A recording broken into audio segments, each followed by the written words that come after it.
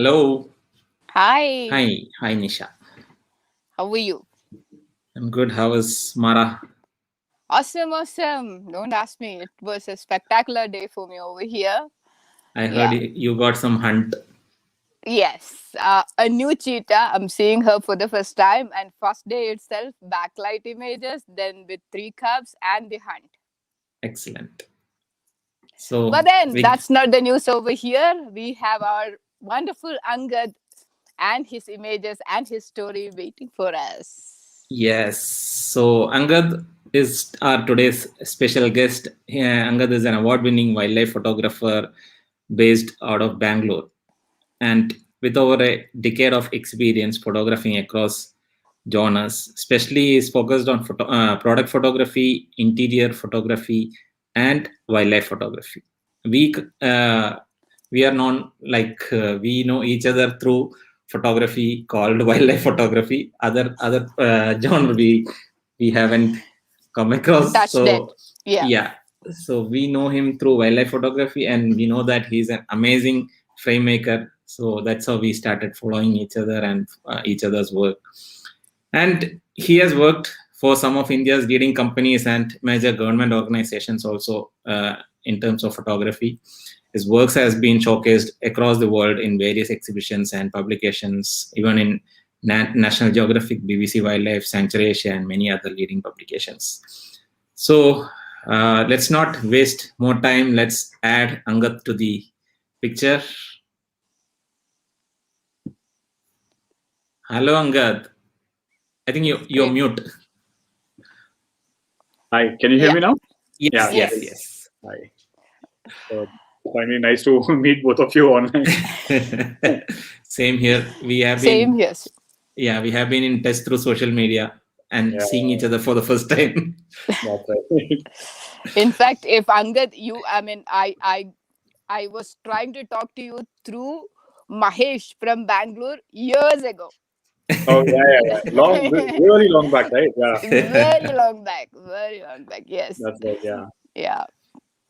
So finally, photography kind of bring back everybody together with, yeah, online has become. especially during this whole pandemic. Pandemic. All online is like the current trend right now, right? So Yes. So Okay. yeah, you can start with a small introduction about Introduction. yourself, how you started this. yeah. So yeah, basically, photography came in much later for me.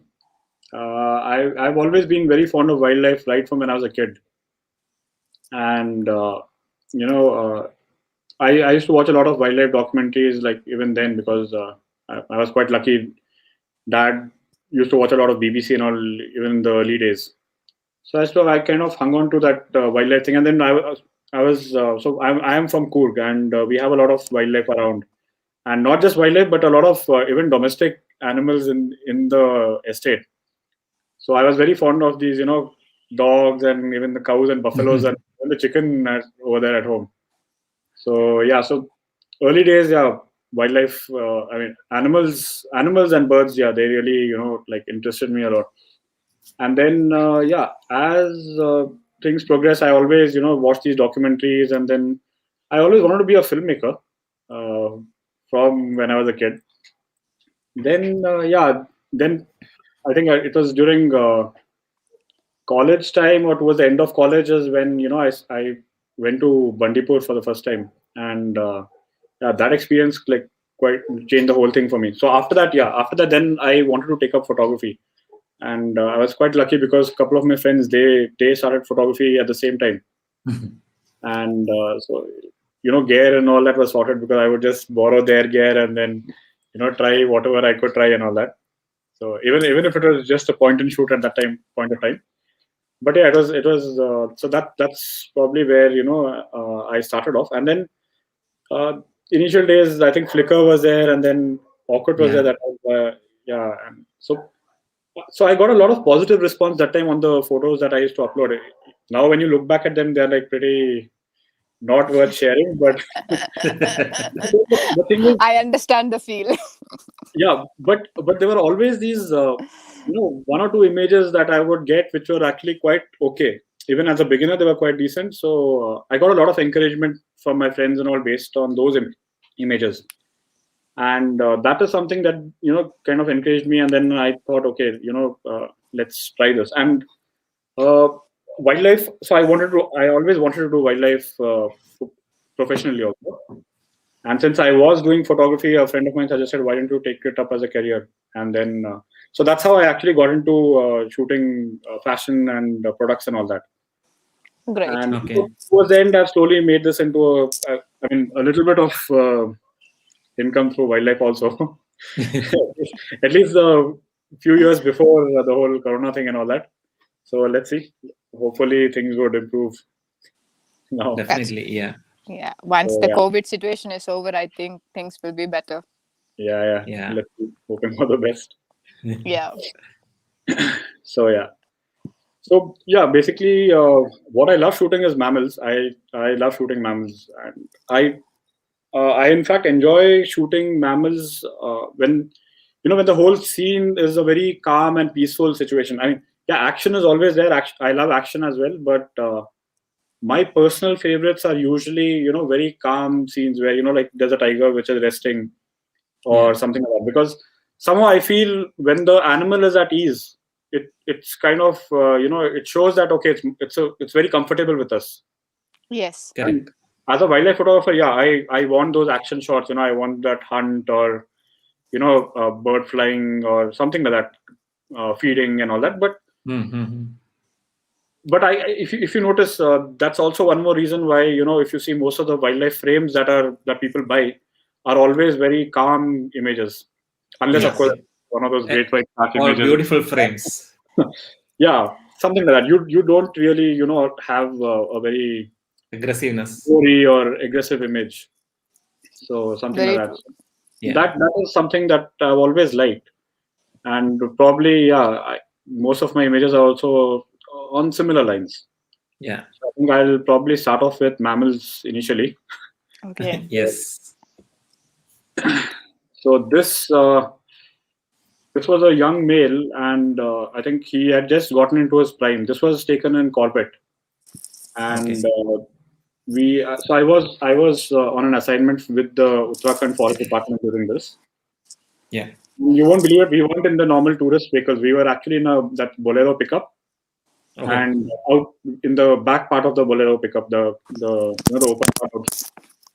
And over there in Corbett, sometimes the drivers and guides are quite scared of these tigers. They're not like how it is down south. Here, people try to go as close as possible. There, they still try to maintain some distance. So I think there have been more tigers charging over there as compared to other places. So yeah, so this is good. I mean, what happened is we went on a regular. We took the safari route early, and at one point the driver said, "Let's take a different route." Like it was a very long route, which is generally avoided by most of the tourists because what happens? It's a one way, and once you enter that route, it becomes like you have to finish the whole circle and very less chances of spotting. But the forest department guy who was there with us, he said, let's take a chance because I think the previous day they had heard of a tiger over there or something. So we took a chance and we were already quite late into the safari. I mean, I think we went in almost an hour or something after all the guests had actually gone inside the park. So then we entered this path and little like maybe a kilometer down we found this fresh pug marks. And it was so fresh that the water was actually trickling into the pug marks. So we knew that this is like really fresh.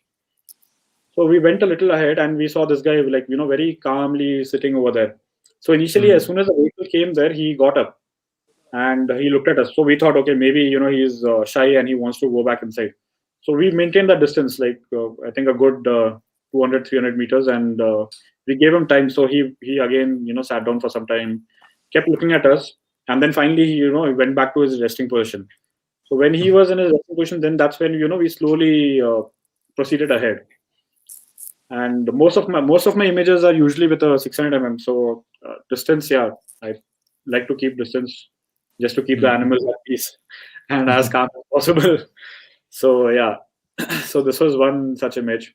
Then the second image is again of the same tiger. So Okay. so if you notice, it's in a lot of shade. Yeah. And the moment it raises its head to yawn, I noticed. So the first time it yawned, I actually missed the shot because I was a little bored of it waiting, and we were waiting. We waited for quite some time with this tiger. So it was just lying down, looking at us, sleeping. Again, Mhm. waking up, looking at us. And then what happened is there was another tiger roaring pretty close. Uh, no, the tiger roaring came much later. Actually, there was some alarm calls. So then our driver said that I think there's a female nearby. So that is Okay. when this guy kind of woke up, and so the first time he yawned, I missed the shot because I was bored and I was not paying attention, and I was not ready with my yeah. But when he yawned again the second time, so the first time I noticed that there was a lot of good light falling on him the moment he raised his head. So I waited again for some time, and then the second time when he raised his head, that's when I got this. So I really like the light over here. Again, a lot of peace and non-aggressive this thing on the tiger. Yeah. This was again one image that I really liked on from Corbett again. So I think probably everyone who's gone to Corbett would know this place, Dekala, and the Mhm. famous river crossing area. So that's nice because there was a whole herd was there in front, and then much later, just these three elephants crossed, and I like the way that they kind of formed that diagonal line. So Yeah. instantly, I had a good shot, and in fact, when I'd uploaded this, BBC had messaged asking for this image. Oh, So nice. yeah, so that was again. So I had not posted this for a very long time. I think I posted it 2 years after I returned from there. Oh, I edited it immediately, but I never posted it. And I always thought this shot was a good shot. I really liked it, but for some reason I not posted it. And I finally posted it. Yeah, so that was the And moment I Corbett posted is known for elephants also, elephant. right? Yeah, I've seen a lot of people actually wanting to go for tigers, but I think tigers you can get in a lot of other places. I think Corbett is one place you should go Mm. for elephants, if not for any of the other rarities. But elephants, yeah, especially in their grassland and then the river crossing and all that. Yeah. This is in our famous Hampi here back in Karnataka. So this is not a very difficult shot as such, but I see the cubs are quite at ease over here with the mother. In fact, initially they were all foraging over there, and then the the bear with the cubs, she came quite close to us also, and I had to actually wait for her to go away, from me for it to fit into the 600s frame. So yeah, again, you do get piggybacking and all, and most of the time it is true. But again, getting an image where all three are, both the cubs' heads are on top, and mother is also quite peaceful and not running away. Yeah. So it was quite an interesting image. This image, a couple of people have actually asked for this one. it's beautiful. Thank you. This is a sub-adult leopard in Bandipur. Again, just resting over there. Initially, we spent quite a bit of time with this leopard cub, and there were a lot of deer nearby, and I liked the way it was, resting on the rock and framed by all the greenery around. And then what you see on the right side is, I think, a tree trunk. So it kind of framed the leopard quite well, and in fact, the leopard was, I think, sleeping most of the time. There were these very brief moments, where it would pop its head up and look at us, and so that was good. And then I think a good 45 minutes to 1 hour we spent with this one. And finally it went when, another vehicle like kept reversing and all that. And then it got disturbed and went inside and came back out later. But again, one more of those, peaceful Yeah. images. This was in Tadoba, Oh, the popular Maya's cubs. This is the male cub. He would always go to this water trough. I can only assume that maybe the water was a lot cooler the moment it came out of that solar pump. So he yeah. would quite often go there, drink water there, just rest in the trough. So I saw this the first day, but the first day our vehicle wasn't positioned all this that well for this particular scene. So we were actually more towards the lake where Maya was playing. I mean, she was in the water and the two cubs were around. The second day we went there and only the mother was there out over there. And what happened is she left in some time. The moment she left, all the tourist vehicles, all the other vehicles, they all went. So we were the only ones left over there. I think it was only us and Nalamutu, I think, was filming over there. So he was there. Only the two of our vehicles, we waited over there because our guide said that, let's wait here because the mother's gone in, but the cubs haven't come yet for water. So she's gone back inside, but she'll get the cubs and come. So we waited. We waited for almost 20-30 minutes over there. And finally, after that, she went in and she got the cubs out and came. So now, we had all the flexibility to position our vehicle because there are no other vehicles over there, right? So everyone went running behind, some sighting that had happened really far off. And I think people would have missed that sighting also. So yeah, so then now they came to the water hole, they drank their water, and then, both the cubs played in the water and all that. And then finally, this guy went back towards he started walking back towards this solar water pump. And the moment started walking there, so it was very easy for us to tell our driver that can you move the vehicle and position it such that we get this photo as well. So yeah, I mean, to some extent, understanding the behavior, this is more of a repetitive pattern, I think, like because the previous day he did it again, and I think the next day again he did the same thing. So what I noticed is like the female cub, she would not go and sit inside this. At least all the times I saw the female, she never went and sat. She would go there, drink some water, and then play around this area and come back. But he would always go and sit inside. I think probably also because he was a little more dominating compared to her. And then I feel images like this sometimes make sense because you never know when you want to show stuff that is being done in the forest, to help animals and stuff like that. So that way, these images like this get picked up. Definitely. This is again the mother and the cub, after their fill of water. So again, very calm image and shows some bonding between the mother and cub. So this is one more thing that I really enjoy. Wherever there are the cubs or babies of animals, that is something that really interests me because it shows the emotions. Like even a tiger, most of the people consider them to be really fierce and aggressive and all, but people who go often to the forest, they know that they are actually nothing like that. So here you see the mother taking care of the cub and interacting with the cub, just like how your domestic cats do that. I mean, they do the same thing with their kittens, right? So it's the same thing. So yeah, and here I think the light was also a little better than than just normal flat light on it. So I decided to keep this image. This was in Bandipur, yeah. So again, wild dogs, one of my favorite subjects, and again probably something to do with my first trip to Bandipur. So we had a lot of wild dog sightings that time. When they were not that easy to be found, also, and we kept seeing wild dogs again and again and again. Even when we were not in safari, we saw them just behind our rooms over there. And, this sighting was quite, I think, about 2 years back or maybe a year and a half back. So what happened is the pack came and they were in a hunting mood, and then they suddenly just stopped and they rested over there in the shade. So this particular individual, this one was to the left of the game track, and where it was sitting, there was absolutely no light. It was basically a shaded area. But then I waited. So the rest of the pack got up and they moved a little ahead. This guy was the only one left over here. So I waited for some time, because I thought, okay, the moment it gets up and walks maybe a foot or something in front, there's going to be some light hitting it. And luckily, it just didn't walk away. It got up and, stretched. So this is one more thing. If you notice, if you spend time with animals, you can always, that the moment they get up, they usually, they yawn, they stretch, and things like that before moving on.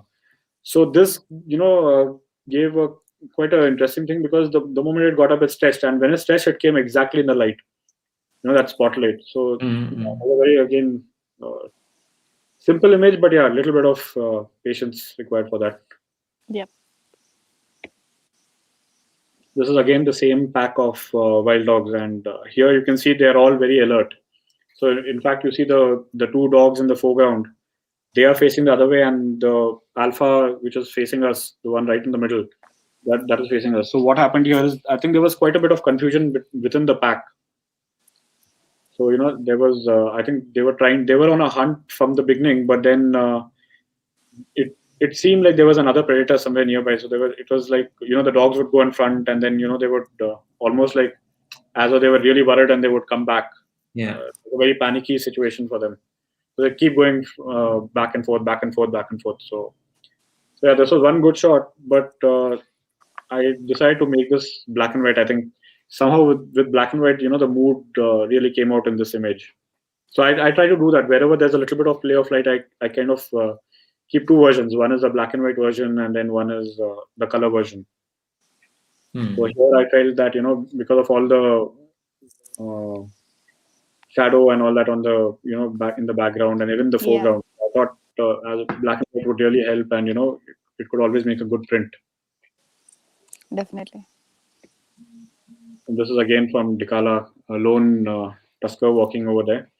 I think still not an adult. I mean, huge adult, but so I like this image because here you kind of see the sense of the scale, the what do you say?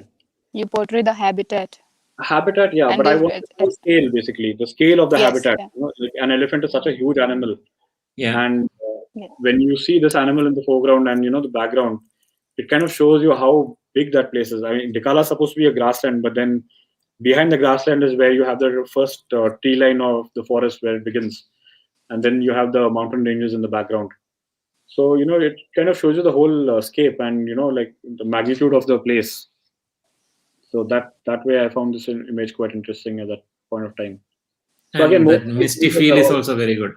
Yeah, and again, most of the images I tend to shoot with the 600 only. So what I do is I usually position the vehicle front or back as much as possible. I mean, yeah, places like Corbett and all is possible. Places here in the south is very difficult. Yeah. But yeah, this is again Dikala Corbett.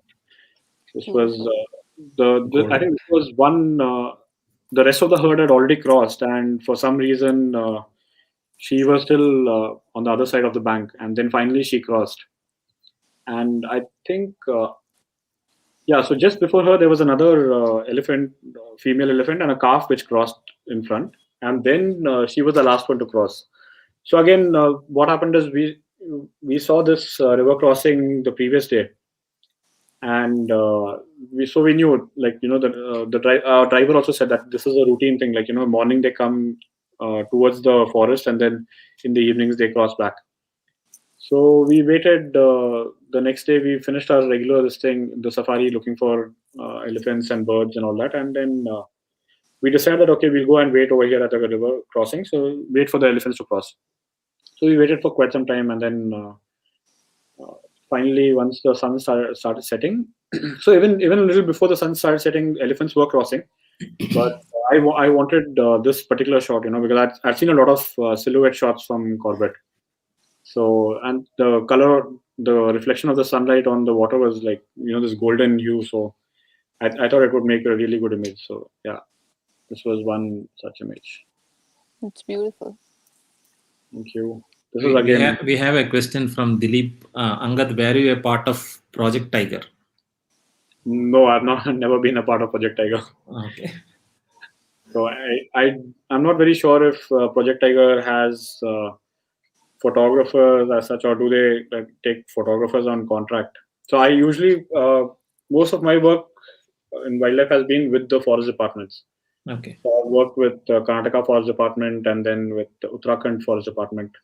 So these images, most of the elephant images from Corbett and the tiger images from Corbett are all when we were doing a project with Uttarakhand Forest Department. So I was shooting for them. So this is another image of a very similar image to the previous one. And here the only difference that I felt was the background was a little more darker. The grass over here, I think, probably was a little more greener as compared to the previous place. So I had a much better, darker background. And I was lucky that, to get this calf alone, crossing the river alone, because most of the time they're always with the adults. Yeah. Here, the gap between the two adults on the right and the left was way too much. So, even with the 600, I could very easily compose an image. Mm-hmm. This was probably, oh yeah, I think my second last trip before the whole pandemic struck. So I had gone to Chennai for a friend's wedding, and I try to do that. Wherever I'm going for a wedding or something like that, I make sure that I catch hold of some wildlife friend over there, and then go birding or something. So this place, this is the famous Pulikat Lake. Oh. So yeah, we Okay. wanted to go birding, and we did get birding, but towards the end of the thing, when we were exiting, we saw this. I think about 3, 4 jackals over there, and they would come near the water, but they would not enter. And then finally, this one jackal actually came inside the water, and it even caught a fish. I think the fish was not. I don't think it was a freshly caught fish. Probably something that the fisherman had discarded over there, but it would return afterwards with a fish in its mouth. But here, I prefer this image because of the eye contact that the jackal made over here. And yeah, the Yeah. whole blue water in the foreground, I think, made for a decent composition here. Yes. This is just a regular tiger portrait. For some reason, audiences love tiger portraits. Of course. Actually, not just tiger portraits, but then any animal, right? For that animal, bird. I've noticed the closer the crop is, or the tighter the frame is, those images just fly on social media. But and Yeah. a lot of times the images where you've actually spent a lot of hard work and struggle and all, nothing. It's like True. few regular people really appreciate it, but then most of your public, I think I think want these tight portraits, and they kind of like these tight portraits. I've noticed, especially with tigers. Every time I Yeah. posted a tight portrait of a tiger, that image is like the notification. On So fire. I think it's always good to have a couple of tight portraits. And, the other thing is you never know when someone will want a portrait also. And Yeah. so now I've recently, probably from the last one, so I started about a year and a half. I started doing a little bit of video work. So I picked up a zoom lens as well. So now what I do now, I take a mix of both habitat as well as portraits and all that. So for one particular individual, I have like a good set of images. So Great. at the end of it, whatever the client wants, they can always choose. Yeah. So yeah, this is again the cub and mother interaction. There's a little bit of editing that I've done. I usually don't tend to do a lot of editing, but this one was edited because someone wanted a poster of this. Uh-huh. So this was required as a poster, and then I found it okay, I mean, good enough to post online as well. So yeah, but again, the same thing, mother and child interaction over here. Yeah. Moments like this, and I think if I'm not wrong, this sub-adult, she passed away. Oh. So when you see the cub from when it was really tiny. So in fact, Maya's cubs, this particular litter, we were one of the initial people to see the cubs Okay. when they were really tiny. Hardly running around types also. Mm. And so when you see these cubs from when they were that small to when they grow up, and that interaction, the way the interaction changes, and then right now they were still very friendly with the mother, and then slowly the mother starts chasing them out. Mm. And finally she passed away because I think she couldn't hunt and all that. She was injured quite a bit. Okay. So that was a sad thing. But so yeah, whenever I look at this image, it takes me back to the entire journey. Like right from when she was a cub till she passed away types. Mm-hmm. So this image is actually, so why I have put this in the sliders. This was in Pench, and Pench is again a place where you have a lot of vehicles. So if you leave your spot and you go and come back, it's almost unlikely that you're going to get a good shot of that if there were tigers over there. So we did do that because the cubs were in the thicket, and they were refusing to come out for quite some time. So we spent quite a bit of time, and we did get news of another tiger which was in the open. So we assumed that it was the mother that had come out over there. So we thought, okay, let's take a chance and there was a lot of noise over there because there were way too many vehicles. I think I don't know the exact number, but then a lot of noise because a lot of kids and shouting and this and that. So we kind of got really irritated also. So we decided we'll leave the cubs because anyway they were inside the bushes, and then we thought we'll just go look for the mother and come. So we took her around, and by the time, so again the whole one-way thing, right? So by the time we came back, we were probably the last or the second last vehicle over there. So yeah, and by then the cubs had actually come out. So we were kind of stuck in that position. And for me, unfortunately, so the cub was the same position where you see the cub right now, but it was actually sitting there. And I thought, the whole tree coming right in the middle, it was quite irritating as a frame, right? As a photographer, you would never put this out anywhere. But then I also thought that, okay, chalo, we, at least now with the high-res cameras and all that, I thought, okay, let me take this image and then, compose it later, because I thought I'll make use of this tree in the foreground. And that is where I decided to use this as the frame. Oh, okay. Yeah. So the two trees that you see over here, the one on the left, which is completely out of focus, and the one in the right in the middle, which is all quite out of partially, focus. But, yeah. So I thought, okay, so I'd already decided what my frame is going to be, like, in post. So that is one more thing I think, people should take care of. Sometimes, situations don't let you shoot the way you want to shoot. But, if you have that vision of what you want to do afterwards in post, because post is, again, a very important part of your image, right? Yes. And I think every good photographer knows that. I think that zamana has gone where, you say that I don't edit my images. Yeah, that is it. Probably at a time when you could shoot only JPEG or something. That time it was okay, but if you are shooting raw, you have to edit your images. Otherwise, what are you presenting? Colors are saturated, desaturated. There's no sharpness. So you have to bring that basic stuff back. So and then then of course, I've come across a lot of people, including friends of mine, who say that I'll not crop my image because I don't like editing an image. But I think you're literally wasting an image, a good image, if you're not cropping that. So this might never go for a print. I mean, I might never print this also, but at least it was a good image that I could present. Yeah. So male cub over here, all looking into the camera, quite interesting. Yeah. And again, with cubs, you never know, right? Next season you'll see them, you don't see them. How many survive? Yeah. It's always good to have at least a record shot of them. This is again the famous lovebirds of Tadoba, Maya and Matkasur. So here, again, this is one of those few images where there's a little bit of aggression involved, and again, I just took it for the sake of it. The cubs are present, and it was all a very peaceful scene. And then I think he'd been trying to advance on her, make his move, but then she was not being very cooperative. And so here, what you see is that you see the difference in the size of the male and the female.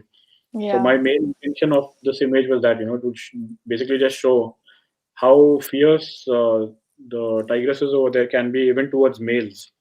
And sometimes if you see tigresses protecting their cubs and all against rival males, this one is still okay. He's the father of her cubs, so this aggression is like a very minimal aggression. But I just want to show that size comparison, like during an actual fight or something. So yeah, this again, the image, they were quite far away and highly cropped image. Mm-hmm. This is an image which I kind of like over other images because of the whole perspective. Yeah. So here the mother started walking towards us, and then the cubs followed her. So what happened is we were at a slightly lower position, and the bund coming from the water hole, that was a little elevated. So one thing I knew was that, okay, I'm going to get an eye level shot, if not slightly where I'm a little lower than the tigress. So I've always wanted these shots, because in our national park, at least in India, you can't get down from the vehicle and shoot, so you would never have an eye level shot. I mean, eye level, yes, it is possible, but a ground level shot is really difficult, where you're looking at them. Yeah. So luckily over here, what happened is she kind of did something like, it was like a mixture of a snarl and a yawn, like so. So it does come across like, as though she's like saying, back off, like from my cubs or something like that. But I mean, as a story, yeah, you can make that as a thing. In fact, my caption was something like that. But the truth is, there was no aggression over here. So she's actually just, yawning. So yawning or the end of the yawn or something like that. So, but yeah, the whole perspective, the low perspective is what I thought really made quite a bit of a difference in this shot. So again, in fact, that action that showed on her face is something different. Yeah. So again, the same thing. So the previous day we had seen, like, after getting out of the water hole, which side they come and where do they go? There's this famous tree over there at the water hole where, after the activity at the water hole, they come and they rest under that. So now there are 2 or 3 paths that they will take. So you kind of choose one particular path and then just wait over there and see if your luck is good, then they will come that way. And in this case, I was quite lucky because they did take that path and come. Mm-hmm. This is again a tiger cub, quite well camouflaged in the grass. So most of the time, our tele lenses, they don't really do justice to an image because it's not how we are actually seeing the image. We have, a lot of our images are all blurred foreground and blurred background. But a lot of times, this is how you actually see the tiger, right? Like totally camouflaged, and you can hardly see anything also. In fact, the story behind this image is also quite interesting. We had entered Tadoba, and we took a round around the lake, like customary, that Tija Lake, you go around it, all the vehicles go. Mm-hmm. We went and there was nothing to be seen. Finished, I think, an hour, looking for stuff here and there. Sorry. And then came back to the same place. We decided we'll take one more round. We took another round, and then our guide, he saw this crow that kept coming towards the grassland, going back into the tree line, coming back. So this kept happening. Like for a good 10-15 minutes, we kept observing the crow coming in and going out. So he said, this is not normal activity. So he said, most probably there's a kill that has been made inside. It might be a small kill or something, because there was no smell and all that. But he said there is a kill, and in which case, if the kill is there, then the cubs also should be somewhere nearby. So we waited there. We waited for almost, I think, 2.5 hours. We waited over there in the same spot. And a lot of vehicles came. Most of the time, most of the vehicles, they didn't even bother stopping because there was nothing visible, right? So they just drove past, and 1 or 2 vehicles came. They spent 5 minutes, 10 minutes, lost patience, and then they went. We still waited because the guide and driver, both of them asked us, like, do you want to take a chance and wait here, or do you want to go? We said, okay, we'll take a chance and wait. So we spent good 2.5 hours. We waited over there in the sun, waiting with absolutely nothing, no alarm calls, nothing. And finally, we realized that the cubs were right in front of us. Like, maybe 10 meters, 15 meters in front. All 4 cubs were sleeping over there. But just because they were sleeping in the grass, they made absolutely no movement, So for 2.5 hours, those cubs have been right in front of us. We had no clue. And even when in the image you can still make out, but over there in person, when when it rose up and it was looking at us, we still took quite some time to actually figure out where it is. Then we saw one cub, and then we realized that there was another cub, and then that way we ended up seeing all 4 cubs over there. So, yeah, it was quite interesting because that day we were the only ones who actually happened to see all the 4 cubs. That's great. Towards the end, the mother came, but she came like she was in the distance, like quite a bit of distance. So then she just took the cubs and went inside.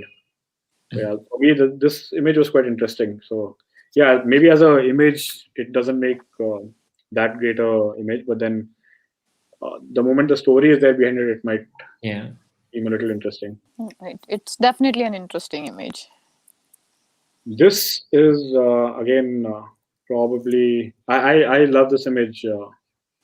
The faces aren't visible, and every time they say that, so you always have this thing that, eye contact has to be there, right? Most of the time, yeah, but sometimes there's a lot more than just eye contact. Like here, for me, it's the grip of the baby, right? So you see the way he is gripping onto the mother. So initially they were looking at us, and the baby was playing around over there. This is in Bandipur. They were looking at us. I have a lot of frames of the baby looking at me into the lens and all that. And what happened is there was some commotion. I think it was males fighting in the distance or something like that, and or or maybe there was an alarm call. I somehow can't recollect that very well.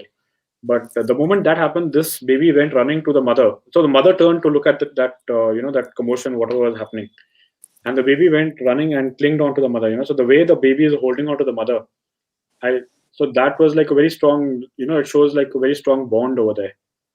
So I found this image quite interesting, and I had uploaded this. And surprisingly, at least in my friend circle, this image made it to a lot of people's phones as wallpapers. Like every second person asked me for this, and I got this printed for someone, so I had to give the print. And even when I was getting the stuff printed at the printer, there were a couple of people who really want this image as prints. So yeah, Beautiful. something that I never thought would work as an image turned out to be quite an interesting one. This is again as an image, it's okay. I mean, you have a lot of greenery, and the cub was quite tensed over here, and it was peeping at us and all that. But the story here is also quite interesting. We were on a safari, and this was in Kabini. After quite a few dry runs, we this was towards the ending of our safari, and there was a lot of activity going on inside the forest, like some road work or some digging something. So there was a bulldozer, and there was another small vehicle, and then there were a lot of, I think, about 8 to 10 people working over there. And the moment people saw that, the guests in the vehicle, they kind of assumed that, the safari is done. We're going back without seeing anything because there's so much commotion over here. But the funny thing is, right next to us, this leopard cub was on the tree and looking at us. So 10 meters to our side, we have all this commotion, the bulldozer working and all that. And to the left, you have this cub just sitting over there and looking at us and looking at all the activity happening. I've come across this many times, in the forest, where people say that, oh, there is some work going on over there. No point going that side because animals will be disturbed. But I think in the current this thing, the animals have gotten quite used to this regular work inside the forest also. At least the animals within the tourism zone, because there is so much of involvement over there. So I think any point of time, you should be prepared to expect anything anywhere. Like even where people are working over there, this cub was there over there. So again, the cub gave us just about 5 to 6 seconds, because I think probably the moment it realized that we were all looking at it, it kind of got tense, and then it just climbed down and disappeared into the bush. This is a Himalayan weasel. This was in Leh. So again, this was also quite interesting. So I was there for I think 4 nights or something, very short period of time. The goal was snow leopard, but then it was a wrong season and very few days. So we just went for 4 nights. Actually, I was going to Delhi for a wedding, and then my friend said, like, let's do something if you're going all the way there. So we decided that. So I tied up with another friend. In fact, I think you guys might know of him, Ismail Sharif. So he does a lot of snow leopard tours, right? So that time, So I got in touch with him. I asked him, "Are you doing anything?" He said, "No." He was planning to go on a recce trip. So he asked me if I would like to go with him. So I said, "Cool, let's plan something." So we decided. And the thing was, we went in December, which is like, no one goes in December to Himalayas. So, but he still went because I had to go for the wedding anyway. So we thought, okay, let's go to France and see what we get. So we went there. Snow leopards, of course, we kept missing them. They were always a ridge ahead of us, or at night they even came pretty close to the stream where we had camped. And this was in the evening. After our trek, we returned to the camp and we were having tea, when suddenly there was a little bit of movement that caught our eye, and we saw this rodent kind of a thing running in between the camp. And that's when Ismail said, I think that's a weasel that's running.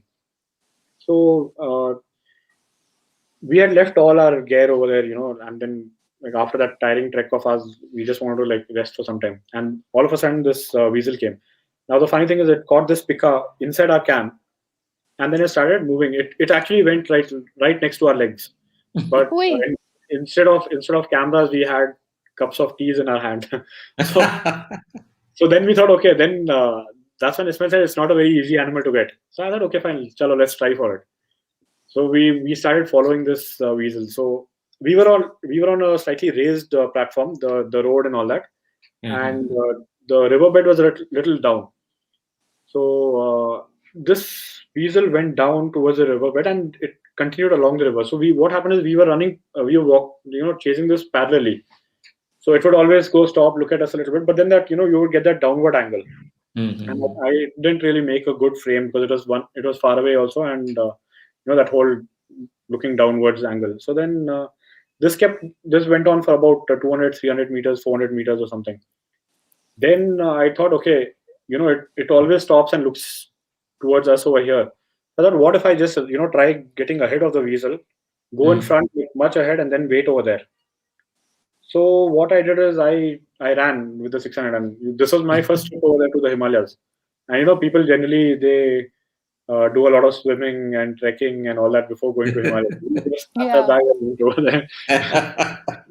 When you're younger, you think that you can do everything. So so we did that. We just went over there. So I ran about 500, 600, probably about maybe maximum 800 meters. I ran as much as I could, carrying the 600. Went about 800 meters in front, got down from the higher point and went more towards the stream. And I just waited over there. So I knew my friends were coming from this side along with the weasel, right? So the weasel wasn't really expecting me to be there over there. And it came out and it looked in my direction. So for 1 second, I don't know, probably it was shocked to see me over there suddenly. And then, but the position where it even looked at me was also good because, you have this purplish flower in the background. So that added some color into this whole frame. Otherwise, it was just like such a brownish and gray and all that, right? Very neutral colors. So that way, it was quite interesting because it gave me about 2 to 3 seconds. I think I have 2 shots. This was one shot. The second one was blurred. So, so I was quite lucky getting this. I think at that point of time, there weren't too many images also of these Himalayan weasels with a kill. Even now, I think there is. I remember the first thing I did, I Googled and then checked INW and all to see who all had this image. And I think it was only Gobind Singh Bhardwaj, sir. I think he was he has one series of these with the kill. So yeah, so this came on one of the National Geographic assignments that was there. It got picked up for that. So there was a thing about outdoor adventure or something. So again, the editors over there said that they like the whole story behind the image of running ahead of the thing and waiting over there. So that is something that they liked and they commented on that, and so that's how this image got picked up for that. Right. And what time was this? This was in the evening. I'm not very sure about. There was a little bit of light. Not too much of light, of course. There, as it is, you don't have a lot of light, especially towards the evenings. But but then Nikon is there, right? So you don't worry too much. You don't worry too much about light. So, no, but there was a little bit of light, so that way it was. I was quite sorted. So I think I've shot this maybe at around 4,000 ISO or something, 4,000, 5,000 ISO. So it's okay. It's okay for a small print or something. It's good enough. This again is quite an interesting image. This was in Hampi, and again we were there on assignment in Hampi shooting wildlife, and we were shooting birds. In fact, that day even the bird activity is quite low, and we were actually filming a pair of doves or something. We were quite bored also, and this was right next to the main road. And I think our guide also, he also kind of got bored. So he took the binoculars and then he looked around and then suddenly he said, I think there is something sitting on the rocks. They're quite far away. So then we also looked through the camera and all that, and we realized that there was a leopard sitting over there. So this leopard has been sitting over there all this while and, just looking at us, looking at all the vehicles passing by right under him. So he was actually sitting very close to the road. I think about 20, 30 meters away from the main road. And even people, when you don't expect something to be there, you just carry on with normal life, right? You just drive and walk or whatever on the road. Even this guy was just looking at everyone passing by and all that. And finally, we gave him some time, and then we went a little ahead. We went to the road, and that's when he realized that okay, one vehicle has stopped over there. So he saw us. Then he kept looking at us for some time. So these were a couple of images from there. And after that, he got up. He went around the rock on the left. He went around that, and we thought he's gone down. But then he actually, what had happened is he had come a little more forward, and he was looking at us. So it's quite interesting because again, we spent a good, I think, 1 hour over there with him.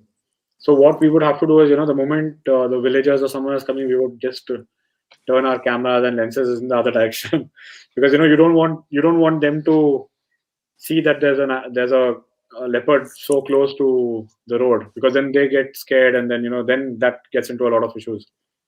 So then they often want the forest department to catch them and relocate them to somewhere else. Whereas if you just leave them, I think they're there all over the place. So yeah, afterwards it did come down a little more and very close, in fact, but that didn't make for a good photo. So I think I did take a few photos, but never bothered processing them and all. But this is again quite interesting, right next to the road, sitting over there on the. Hampi is not a place where people usually even go for leopards, even though there are quite a few of them. Wow. Yeah, this was again. This was, I think, just pure luck. Corbett, Dikala, we had finished our safari. We were, I think, already late in going back to the lodge. So we had almost exited the forest when suddenly, our driver, he slammed the brakes actually, and we stopped. The vehicle in front of us, they saw us stopping, so they assumed it was a tiger or something, because otherwise, why would anyone stop over there suddenly, right? That was the end of the safari. So they came back. So when we stopped, this guy actually looked at us. So again, the same thing. I think maximum 5 to 6 seconds is when I got it looking at us. And in that 5 to 6 seconds, also 2 shots or 3 shots or something. I think I have 2 or 3 shots in focus. And the moment the other vehicle started reversing and coming, this guy just scooted from there. So it was again just 5 to 10 seconds, 10 seconds at the max, maybe 5 seconds if I'm not wrong.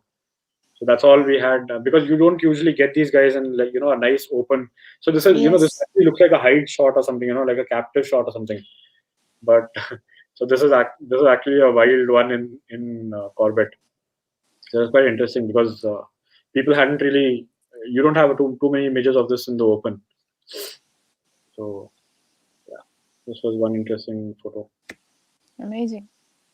This was normal spotted deer, but showing albinism. Albinism. Sorry, not albinism. This is leucism. Albinism is when your albino animals are the ones which are completely they lack pigmentation, right? Yes. So this, in which case, when the eyes are red. So this is leucism wherein it's partial pigmentation. So if you see the eye, so this particular one, the eyes are not red, and you still have a little bit of color on the deer. This is again quite interesting because I was in Kudremukh, and this was very close to our camp. So the staff at the camp, they kept seeing this. Not kept seeing, but then they would often see this deer. So one of the days we had finished our trek and we came back, and then they said that they had this particular individual had actually come to the camp and gone out. So then I thought, okay, let me look for it. So again, at that point of time, I think I had only the 600. So running with the 600 into all these bushes and all that, and even with the bush, it's very difficult to make a decent photo. I mean, even making a decent record shot is also very difficult, right? When you have a lot of bushes and all. So here there was only this particular moment, where it was a little framed by the tree branches and all. So that way, I thought it was okay as a record shot. And record shots, especially for things like this, events like this, where you have this leucism or albinos and all that. They researchers always get in touch with you. They want the image. Yeah. They want where it was taken and all. So that way, once in a while, taking these record shots is also, I think, quite important. Mm-hmm. So I try to take these record shots, wherever possible. I mean, if I know that it might help someone doing some field study or something. Yeah. So that way, Yes. that was good, because I think I posted this, and the moment I posted it, there was one researcher who said who was working. And many times it's not just researchers working in your country. There are people who pick up these images abroad. So I've had a lot of requests, like even for the loris which I photographed in Karnataka. The maximum number of requests for the images I've got are all from abroad. In fact, the Okay. ones from India are very few. In India, most of them are for book covers or some calendar or something like that. But all the requests I've got from abroad, they've always been by researchers. So that way. Even this one, actually, the request came from someone abroad. This is again Kabini, probably the most famous backwater female over there, and her cubs. Yeah. So for me, as an image, this is okay. I mean, you have the mother and the three cubs walking towards you, but for me, this image is also a little personal because we've seen her when she was a cub, and then she grew up, and then her first litter, and then the way they've grown up, and then now her second litter. So that way it becomes quite interesting, when you kind of start following the same individual, and you see their life progress. So this was again quite interesting because the previous morning, I think, the same day, the morning, this Black Panther was seen in one corner, in his usual corner. So the entire A zone, all vehicles went rushing to that particular spot, and so I've always kind of avoided going just for the Black Panther. If we get him, we get him. That's good. But then I've always felt if I go just for that, I kind of miss out on a lot of other sightings. So we asked the rest of the guests in the vehicle, like, do they want to go for the Black Panther or do they want to just? So they were okay because I think for some of them it was, I think their last day, or some of them had last day or something like that, and then they had not seen anything. So then they said that okay, if we go for the Black Panther, we may not see that and we may not see anything at all. So we decided, okay, we'll spend some time here. All the vehicles went in, and the moment we touched power line, that the famous power line road, we saw something on the track, and it looked out of place. So we tried looking with binoculars really far, couldn't figure out what it was. So we took a chance. We went a little ahead, and then we realized that the mother was actually sleeping over. So at that point, we didn't know mother or whatever. We just knew there was a tiger over there, and we could just see her paw on the path. So we went a little ahead slowly, and first the other guests in the vehicle, they got the record shots. For some of them, it was the first tiger, so they got the record shots and all that. And then slowly we advanced a little ahead, and she was quite comfortable. Like we maintained distance, so she was sleeping. She kept sleeping over there for almost 20 minutes. Then she got up, she stretched, came out into the sunlight, sat there for some time, another 15-20 minutes, and then she got up and she started going in. Finally, she went into the forest, and by that time there was another vehicle which joined us. So then, the moment she went in the forest, the other vehicle took a U-turn and went back for the Black Panther. Our driver said that let's wait and see because she's gone inside, and while going in, she roared a couple of times. So he said, I think she's calling the cubs and she may bring them out. So he said, we'll do one thing, we'll go in front, continue along the track, take a U-turn, and then come back. So that is exactly what we did. And then when we came back, we got all of them walking head on towards us. This was one of the few photos that I could get because in the background you had the bus with a lot of tourists and all that. So this was one of the few frames where the bus was not in the frame. Okay. So that way it was quite interesting. And we were the only vehicle that time getting the hit on this thing. Again, I think probably 1.5 hours, 2 hours spent on this one sighting. Well, it was good. I mean, all the guests really enjoyed it. From seeing the tiger sleeping and then waking up, going inside, roaring, and then getting our cubs and coming. And again, very bold, and the cubs also they went very close to us and all that. So it was quite an interesting thing, especially for the few guests for whom this sighting was like a first tiger sighting. For them, it was really interesting. This is just a pair of wild dogs playing, and so while photographing it, I was actually taking videos that time, and I did take a few photos also. But then once I came back home and I checked the images, I found it quite interesting because the dog at the bottom, if you see the hind leg, right, you can see Yeah. there's a mark over there. Yeah. You know what looks like a blade of grass? That's actually a mark over there, and so that is actually a snare, probably a mark left by a snare. So it's quite interesting because then the moment you see this, you can always forward it to the forest department or concerned people. Tell them that this is what we found over there. Because if there's one snare, there's bound to be more snares over there. So that was a decent image also, and interaction between two individuals, and also the whole point of the snare mark over there that you can send to the department. This was this again Bandipur wild dogs. Same thing, the whole spotlight falling on the face and slightly low key background also. I thought it made for a great portrait. Yeah. It was again pretty old image that I decided to post. Beautiful play of light. Yeah, so again, so sometimes, again, simple things, just watch for light, and if your composition is right, I think it should be good enough to make a decent image. So macro, so again, frogs and snakes, something I love shooting. In fact, the first time I went and actually photographed a frog, I think I loved that experience. And then after that, it was like every monsoon I would try to go. Past couple of monsoons, I think I've missed out on going behind them because some work or other would always come up. And then the last year is just gone. I hope this year things improve before monsoon, and at least head out for them. Yeah. So this image made it to the top 100 in I think last year's National Geographic's wildlife competition, right? Okay. So this was in the top 100, and this was one of the first set of images that was picked up. Again, very simple.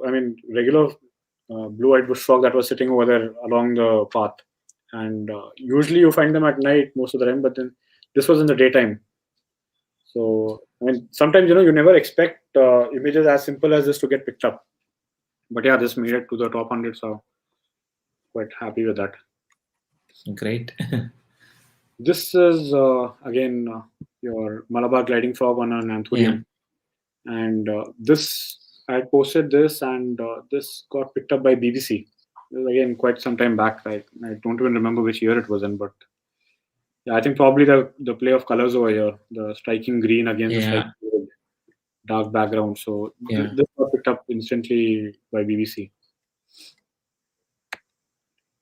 Again, yellow bush frog. So these are probably one of my favorite species because that the whole blue ring in the eye, I find it very captivating. More than seeing it in a photograph, when you actually see the frog over there, it's like so tiny, and in that you have that blue highlight over there, right? Yeah, That's yeah. very interesting. This was a pair of dancing frogs that were mating, and they were initially mating inside the water, and I saw them jump, and the moment I saw them jump, I thought, okay, gone. They've gone. I did get a few frames in the water, but that was nothing great. From a photographic point of view, it was nothing great. And it so happened that they jumped right in front on the rock. So it made for quite an interesting, because not often do you see frogs and amplexes, right? Amplexes is basically their mating ritual, where you have the small male on top of the female. So this again shows the difference in the size in amphibians, wherein the female is so much larger than the male. When it comes to your mammals, it's the other way around most of the time. The males are huge and females are usually smaller, right? Yes. Here it's the other way around. The males are tiny and the females are quite huge. That's what I was wondering, which is male. So that's what this is. Sometimes, even frogs and all, their world is so fascinating. There's so much to learn over there, and so much to observe. Things that you would generally just ignore. But the more you get into it, the more interesting it becomes. This is again Malabar gliding frog just croaking. So I wanted to get the whole vocal sac, in display. Okay. And I also found the palm leaves quite interesting because it kind of matched the color of the frog. It's a dark background. I think it made for a decent frame. And what is the light source used? So here, most of the time, what I use a on-camera flash, Okay. with a diffuser in front. Yeah. Diffuser to all. One thing is, if you don't use a diffuser, first thing is the light is very harsh. Yeah. Not just for your photo. Your photos, of course, photos going to be ruined most of the time because you'll have all these hot spots everywhere. Yes. But also, it's really blinding, right? It's like on the highway when someone suddenly just switches on. I mean, they Yeah. put your high beam, that Yeah. instant light which hits you. Yeah. It's quite irritating. So yeah, so diffuse light, and I try to keep the flash a little pointed upwards. I don't fire it directly on the frog Object. or frog or snake or anything. Yeah. So I always point it upwards and just reflect a little bit of light into it. So all you need is a little bit of light hitting the subject, because then you can, in your post, you can just take up the highlights and the shadow. You play with highlights and shadows and get your exposure right.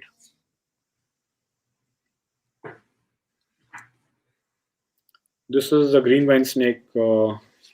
This was, I think, just after monsoon. So monsoons, again, see, it's very simple logic, right? You go in the monsoon, you get frogs, snakes, everything, because Yeah. there are a lot of frogs. So indirectly, there are a lot of snakes because they feed on frogs, right? So more frogs, more snakes. So probably the best time to photograph snakes and frogs is monsoons. So And here, where did you capture this? This was,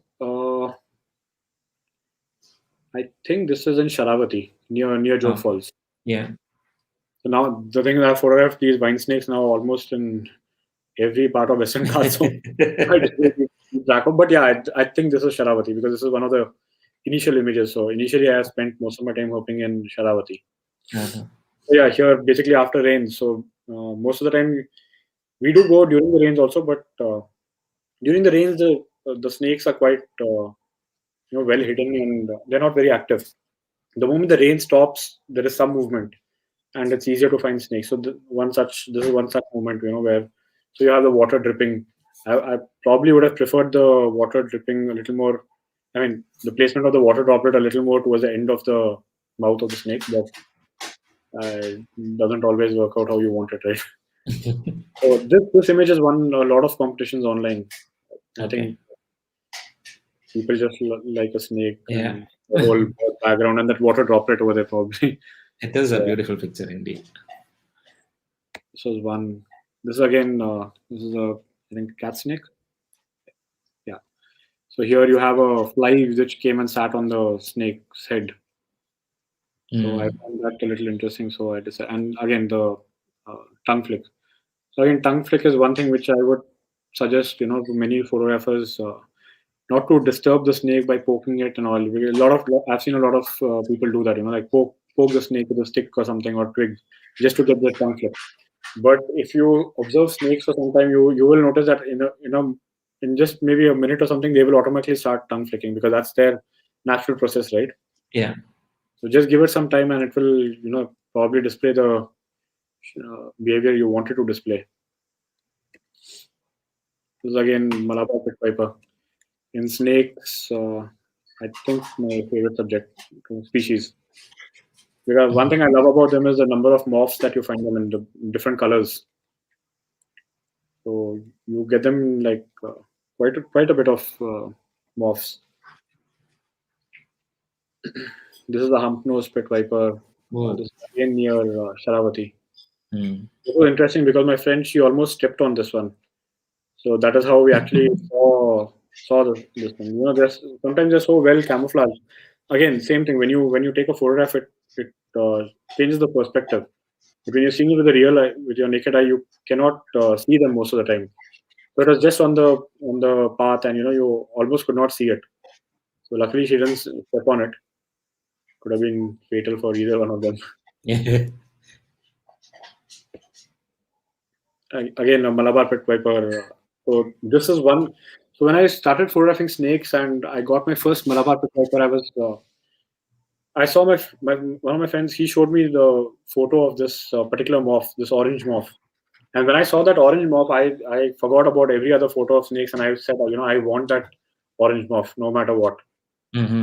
So yeah, so basically after that, I tried for almost 2 years. I never got an orange moth. The only orange moth Malabar pit viper I saw was a dead one. It was killed by some villager and was lying over there. But then finally, after about 2 years, I did get it, and it was quite a good sighting because the snake never moved for almost, I think, 2 days. It was in the same place. So I got plenty of images. The same Malabar pit viper and a different moth. Birds, spot-bellied eagle owl. Again, not a very common species to find. Lately, there have been quite a few sightings, but still not an easy bird to get. So for this particular individual, we actually left a tiger which was with a kill somewhere, and this was in Bandipur. We heard, so we were waiting at the kill where the kill was made, and the tiger was inside the bush. It never came out. We spent about half an hour over there, and then there was another vehicle which came, and they said that they had seen this eagle owl over there, spot-bellied eagle owl. The moment we heard that, we asked the rest of the guests, "Can we, leave the tiger for some time, and go for this?" So at that point of time, a lot of people thought that maybe we are crazy leaving a tiger and going for a bird. But wildlife people would know the the rarity of this bird as compared to a tiger. It was quite an interesting thing. This is, I think, a juvenile, or I think a subadult maybe. I think still somewhere close to a juvenile. Okay. So interesting sight. In fact, it was initially much further away, and then it decided to fly towards us and came really close. So yeah, one decent shot over here. This is a floricon, lesser floricon. So I had gone to Ajmer for this, near Ajmer actually. And again, very interesting behavior, where the male keeps jumping to display for the female. So he jumps almost like 300, 400 times, I think. And again, it's quite interesting. Once you know the behavior, you can go back to the same spot, and it's very easy because initially you just see the tip of the head over there. Once you know, so initially, when he jumps, you're just taken aback, and you don't know what's happened. It's like a very short jump, but he just jumps and goes back in. So you don't know. You think that, oh shit, you missed the shot. But then you spend some time and you realize that, okay, it first pops its head out a little bit, looks around. So you just focus on the head and lock your focus over there and keep it, because the bird is going to jump in the same plane, So it becomes, after maybe 10 minutes or maybe even after 5 minutes, it becomes so interesting and easy to photograph. Very interesting. Okay. This was in Ranganthittu, spoon. Simple image. Just the bird was in the water, waited for it to come out onto the rocks. The moment it came out of the rocks, every time a bird comes out of the water and comes onto the rock, it is going to, shake off the water, dry itself up a little bit. So I waited. I saw the background was already dark. So again, I had pre-planned what I wanted in post. So just underexpose a little bit, and you get a nice black background. And to make things even better, I made it into a black and white. Eliminate all color completely over there. So this image, I think, was the first image that went on to National Geographic. So in fact, after that initial set of regular images that I had posted when I had started off, this was one of the few images that I had posted. And I posted it, and the next day it got selected by National Geographic. So again, that kind of, in those days, made me think of taking up wildlife even more seriously.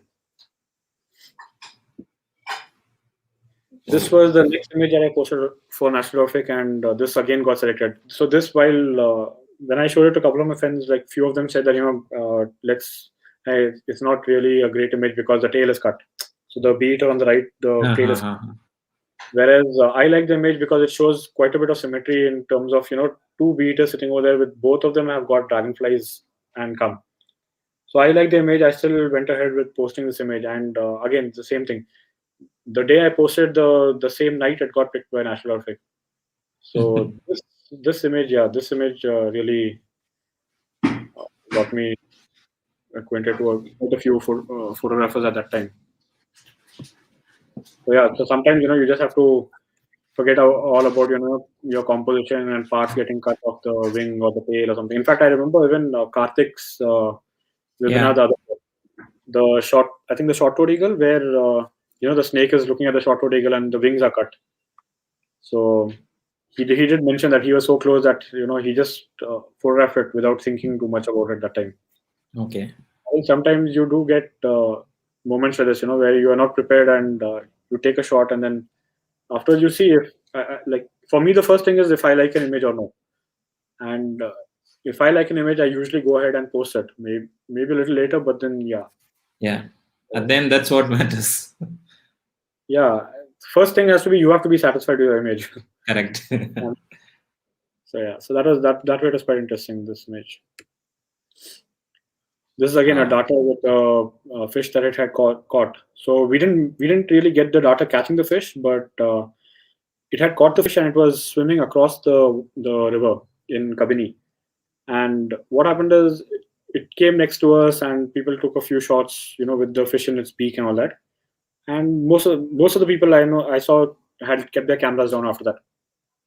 I still, for some reason, just kept following the bird through the viewfinder.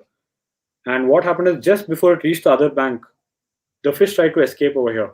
So the moment it jumped up, I took a couple of shots, and I like this one a lot because even the background was quite dark over here.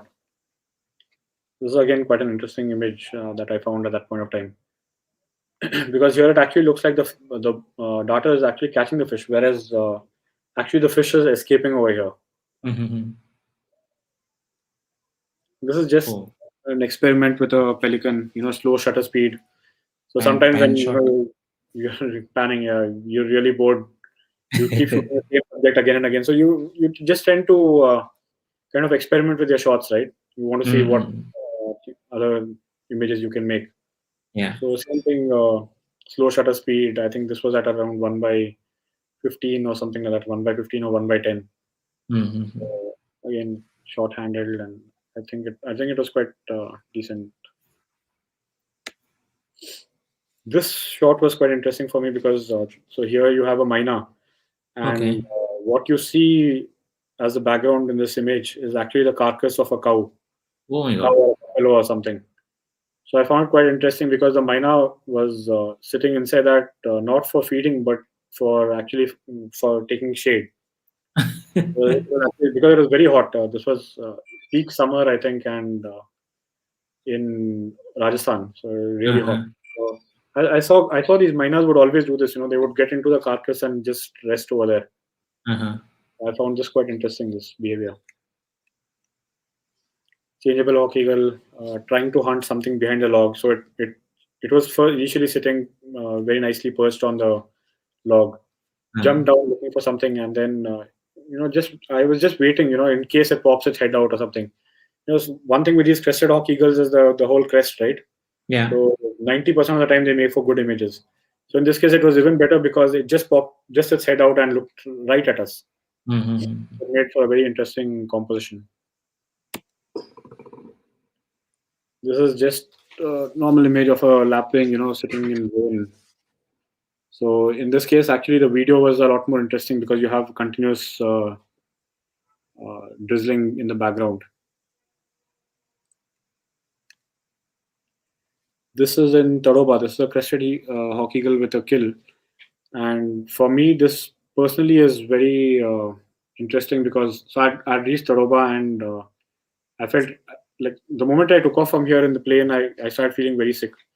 And when I reached Tadoba, I was like in like a miserable state, severe body pain and weakness and all that.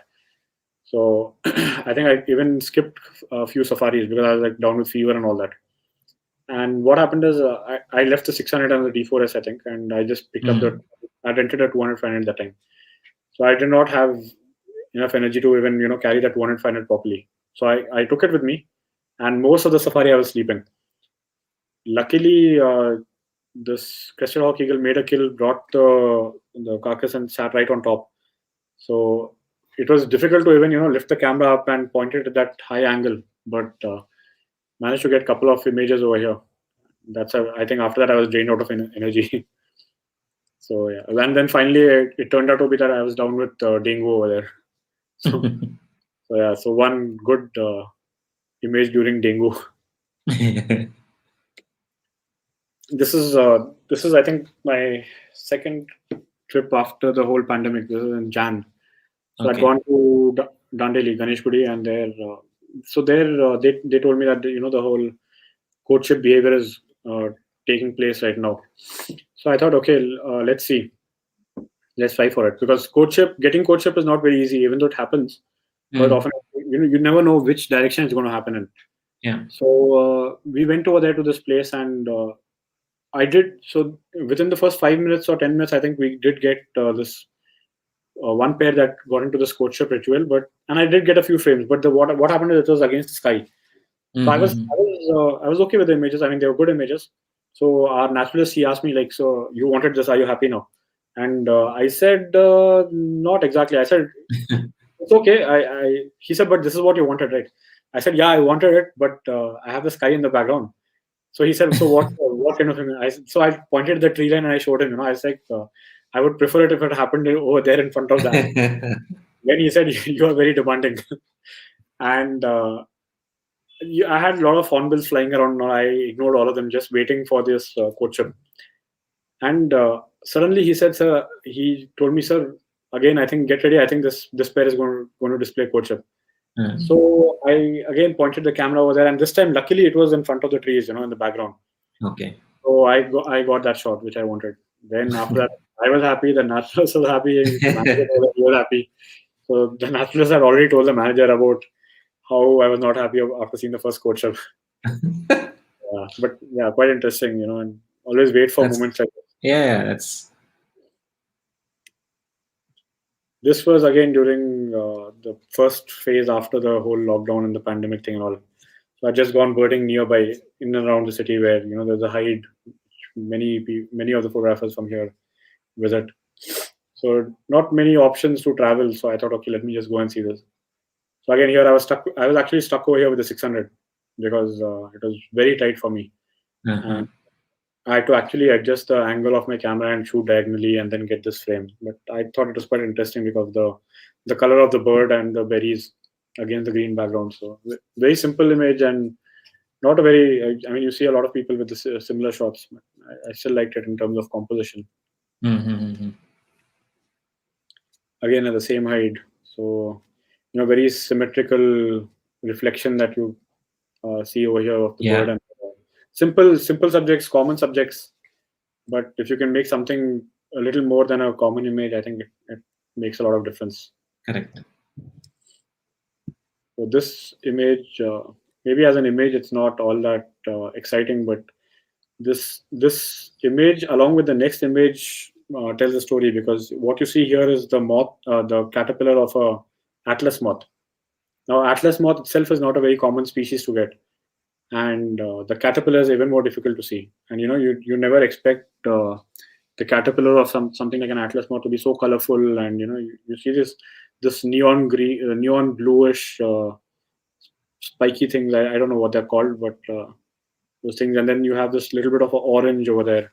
Yeah. So I thought it was a very interesting subject, and for me it was even more interesting because of the next photo that I'm going to show. So this is actually an Atlas moth. Not many people see this, and a lot of people don't even believe that this is an actual live moth over here. They think that it is like a replica or something. So, you don't often see such huge moths. So we were lucky. We were driving back from Shimoga, I think, and coming back after one of our herping trips, and we saw this moth flying around. So I wanted to take a photo of it with my phone because all the gear was packed.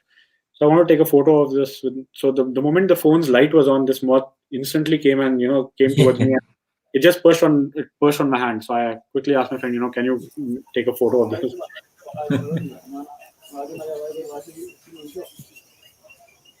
This is just a simple photo showing. A lot of times I get queries, where people ask me how do I take photos and videos at the same time. So when I'm shooting videos, the first option is to set the zoom lens along with whatever body I'm using for the videos, because when shooting videos, you don't have too much of an option of cropping. Yeah. So I want to use the 200-500 in most of the cases for the video, unless of course something is very far and very less movement towards me or something. So that is my primary setup, which I would use for video.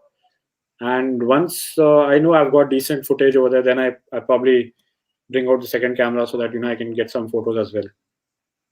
So that is in most of the time it's with the 600. So in fact, the wild dog, the one with the what was that? The snare mark on it. So in that case, I use a very similar setup where I had the entire sequence of the playing of the two wild dogs on one camera, and I could make a lot of images on the second camera. Mm-hmm. This is a very old photo, very weird looking photo of me, but I just wanted to show how people just see an image and then they see that okay, image looks good, and you get a lot of comments and all. But a lot of times people don't really realize that the amount of hard work that goes into taking sometimes even the simplest of shots. Like a very simple frog, and many times in the rainforest during monsoons, you are often bitten. So it's like monsoons you are bitten by leeches, and summers you are bitten by ticks. So you have to between ticks and leeches, right? Yeah. I would always prefer leeches than ticks. So, many times Definitely. you wear all gear and go, and you have the leech sock and all that, and still at the end of it, you come home bleeding nicely over there. So in fact, there was one instance where there was one girl who had come, and she was covered from top to bottom with with a with her rain gear. So leeches don't attach themselves to the rain gear, and then she had these leech socks and gum boots and everything. The only part that was probably visible was her face, because she didn't cover that because of taking photos, right? Mm. And she was bitten on her face by a leech. So that leech was the face of us. So now it's like we hardly even bother with this leech socks and all that. We find that more of a nuisance now. I think it's kind of hinders you also, when you're walking inside and all that. Yeah. It's true. I mean, it's crazy. I mean, we get so many times when we were in Kerala for a project, it leaches was a major trouble, and in ticks. Well, I think I had to go for a treatment almost for 6 months to get rid of it. Of the ticks. Oh, yeah, I have carried ticks back home from the forest. Once it was, Same here. I actually got a tick on my, and I thought it was a mole, and I ignored it. And then after 2 days, I was like, the mole couldn't have grown so much. And then I realized it has been feasting on me. So this is just like a fun pic that I had taken. Always interesting, when you can't do anything, when something jumps. Yeah. Yeah. This was interesting because I came across a spider, and the plant it was sitting in. So much camouflage over there. You really can't see the spider unless. Yeah, it's a lot more easier to spot it here in the photo because your shallow depth of field and all that. But in person, you can hardly see the spider. Mm-hmm. I always try to look for something like that, where it's quite interesting. Then at the end of it, of course, I'd like to thank all the guides, naturalists, and drivers. So this is one more thing I've noticed. A lot of people they say that okay, no, let's do this because they've heard something. Their friends would have told them something. Always insist that no, let's do this, let's do that. But at the end of it, it is these naturalists, guides, and the drivers who are in the forest more than us. Sometimes when they say that they have a feeling something's going to happen there, I think at least 80% of the times you should trust their instinct more than your own instinct because they are the people of the forest. We are, even though a lot of times we go a lot into the forest, but at the end of it, we are still not part of the forest. They are still part of the forest. Yeah. Yeah. So in fact, I think most wildlife photographers would agree that without naturalists and guides, I think half the images are things that would never be possible, right? Yeah. Very true. Very true. So yeah, with that, I think I'd probably end this session. Thank you, man. It was amazing. I mean, and some of the images were like unbelievable. You really took us to Himalayas. You really took us to all the Western Ghats. all the Western Ghats and all the places.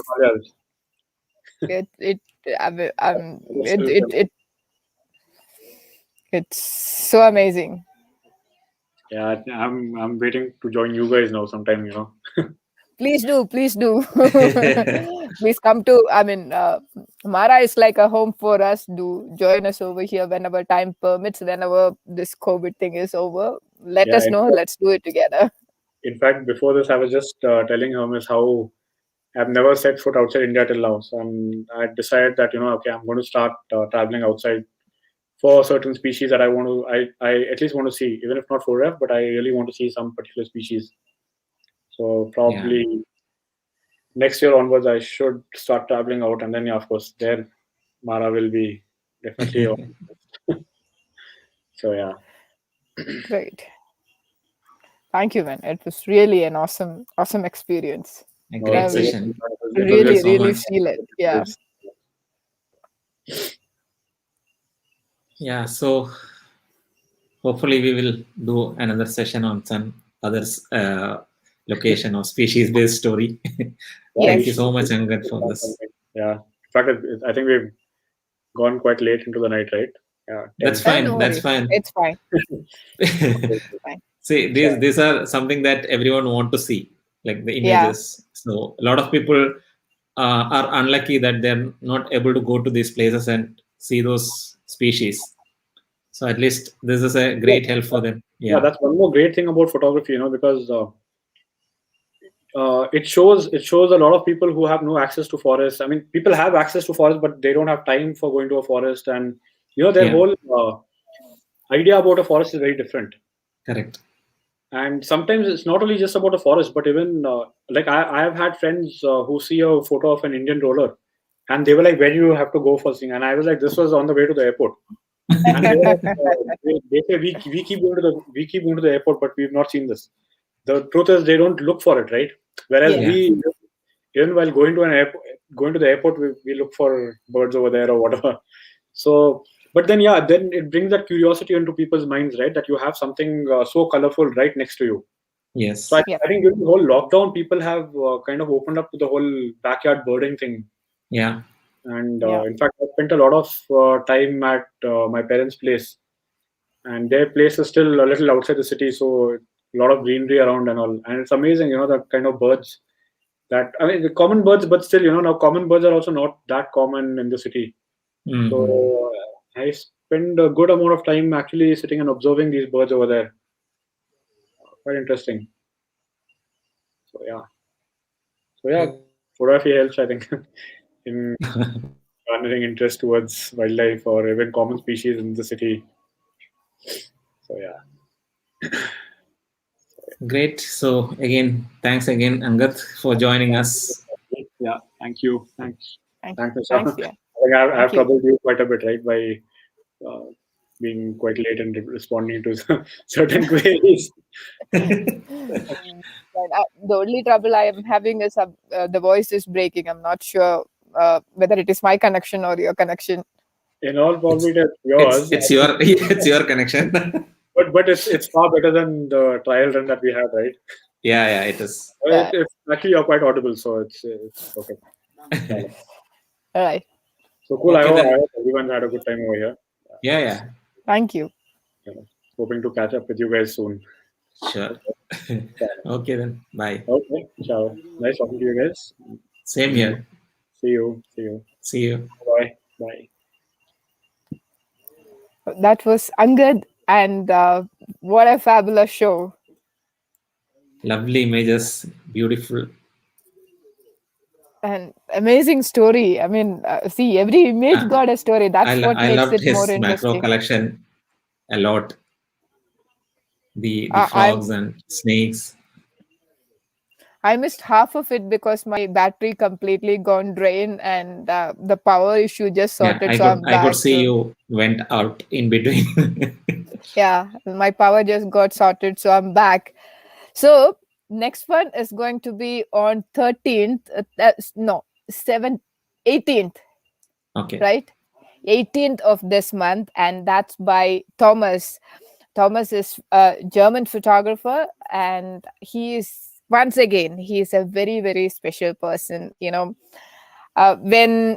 you had a normal life and all of a sudden with an accident, if you end up in a wheelchair, losing your mobility from down to your chest, and you are a person who was extremely active, into skiing and Adventurous. cycling and the adventure world. And one day, after in a cycling trip, he had an accident and he get into a wheelchair life. And from there, getting into wildlife photography, doing wildlife photography, traveling across the world in a wheelchair, going to safaris in a wheelchair and capturing That too images. traveling alone. That too traveling by himself. He need a wheelchair to go anywhere, and he is going to share his life experience on coming 18th, same time, from 3 different locations. And that's one person in my so far life I have personally seen and spoke to and inspire me, and really lead Motivate. me to motivate and think about all the nonsense I think, that struggle or pressure and all these things. When you think about a person and his positive attitude and his images and his life, that's what we are going to showcase through his words on coming 18th. So do join us. It's not just about photography, it's the real life. So let's wait Right? for that. Yeah. And so it's time for bye-bye for the day. Yes. We'll meet you on 18th. Take care, everyone. Take care.